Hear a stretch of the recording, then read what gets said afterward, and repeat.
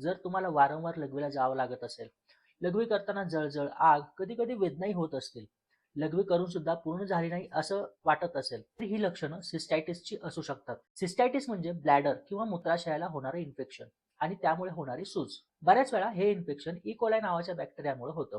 विशेषतः स्त्रियांमध्ये हा आजार जास्त दिसून येतो.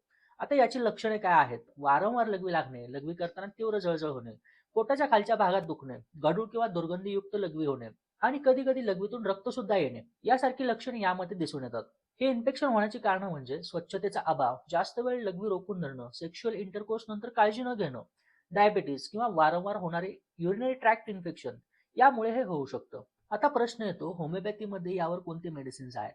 सिस्टायटिसमध्ये मुख्यतः काही मेडिसिन्स खूप जास्त आराम देतात, जसे की कॅन्थेरिस, सर्सापॅरिला, स्टॅफिसॅग्रिया, एपिस मेलिफिका, बर्बेरिस व्हॅल्गरिस यासारख्या काही होमिओपॅथी मेडिसिन्स आहेत, ज्या की युरिनरी ट्रॅक्ट इन्फेक्शनमध्ये खूप जास्त आराम देतात.